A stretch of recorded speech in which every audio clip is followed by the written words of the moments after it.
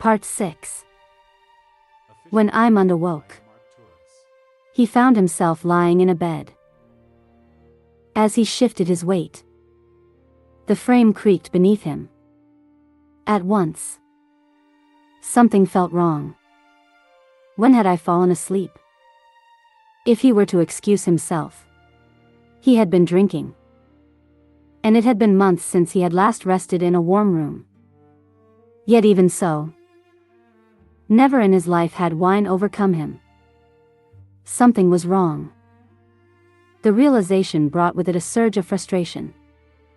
He had let down his guard. Just then, a sweet fragrance drifted through the room. A moment later, a soft weight settled upon him. A young woman. Her shoulders were bare. Leaning toward him, she traced his shoulder with her finger. Eimund spoke immediately. "Wait. I did not ask for this." The woman pouted. "It is the Count's command. He wished for you to be entertained." Eimund regarded her calmly. "Then this is not what you desire?" She tilted her head. A playful smile touched her lips. "Not entirely." Leaning closer, she brought her face toward his. Only then did Eimund discover why moving felt so difficult. His wrists were bound. His voice hardened. "What does this Count truly want?" The woman answered softly. "He wishes to keep you here. Whatever your heart desires shall be yours. If only you agree to remain as a knight of this town." Eimund glanced around the chamber. There is no scent of war here. He does not wish for a knight. He wishes for a symbol. The woman smiled. "You understand perfectly. This town knows only peace. That is why its people hunger for stories of heroes. And if you desire it, every beautiful woman in the town could be yours." Her fingers brushed his cheek. But Eimund simply replied, "I do not desire that." For a moment, she seemed genuinely surprised. "Truly?" Most knights begin their journey seeking exactly such rewards. Eimund shifted his legs. Yet if he struggled carelessly, he would throw her to the floor. Her full lips moved nearer to his ear. Dangerously near.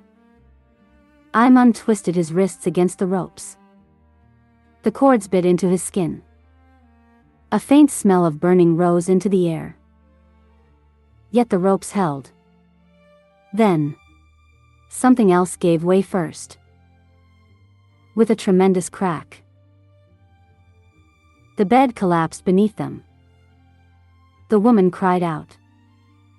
Eimund rolled free.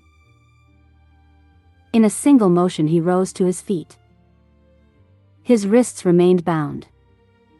But he quickly straightened his clothes. The woman called after him. "Sir Knight."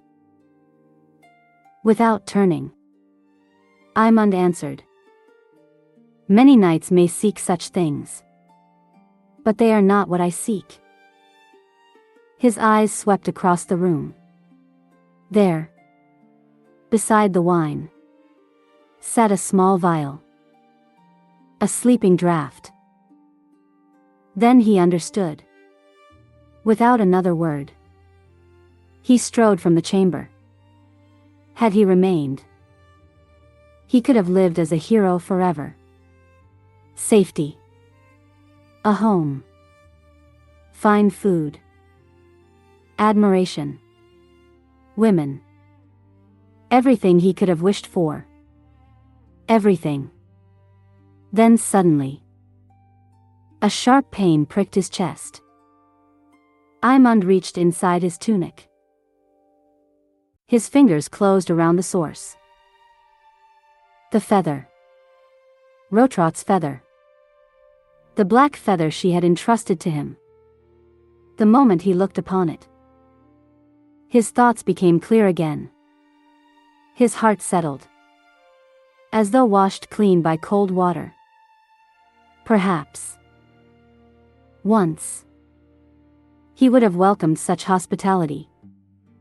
Magnificent feasts, people eager to hear his tales, the company of beautiful women.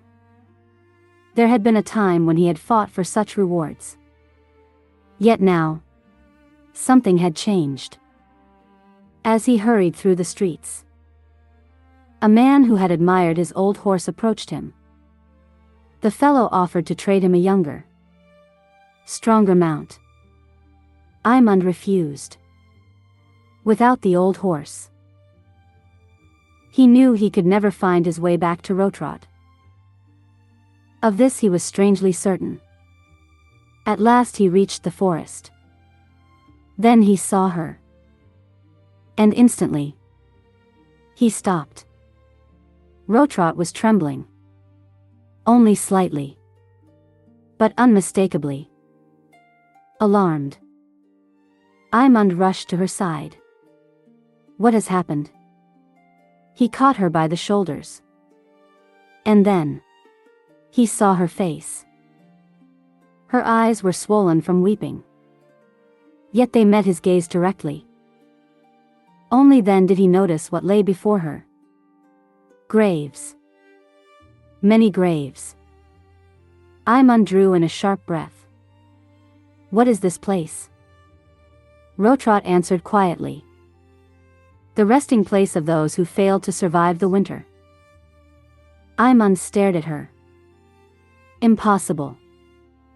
That town seemed untouched by such suffering. A shadow of sorrow crossed her face. It appears so now. But once, that valley was trapped by mountains. The cold had nowhere to go. Winter settled there and lingered.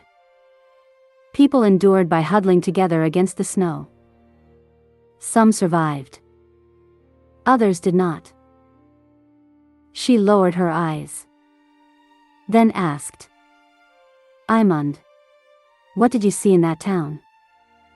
After a moment, he answered, I saw people living in peace. Rotrot nodded. Yes.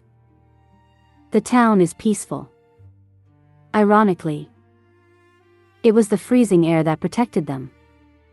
But in return, they forgot how to leave. They forgot how to journey beyond their walls. Eimund could find no reply. He simply watched her. Then Rotrot spoke again. You returned. Just as you promised. But tell me, why? Had you remained there, you could have obtained everything you desired without lifting a finger. Eimund slowly shook his head. Perhaps that would have satisfied the man I once was. But now, all of it feels like an empty dream. He looked into her eyes. Moonlight rested within them, and reflected there.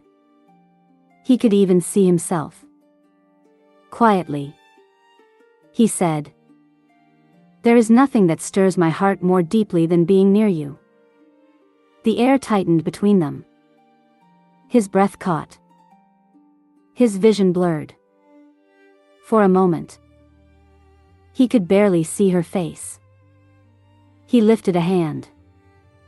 His fingers touched her cheek, then moved gently toward her chin. But Rotrot stopped him. Her hand closed around his wrist. And she whispered, the thing you desire most may become the very thing that casts you into the deepest abyss. For your own sake, you must endure a little longer. Eimund answered without hesitation. You are the one who deserves to know warmth, to know love. Something fierce flickered within her eyes. Eimund, do you truly believe you can give me such a thing? His answer came like a vow. At the very least, I know this. No one alive honors you more deeply than I do now." The tears had vanished from Rotrot's eyes.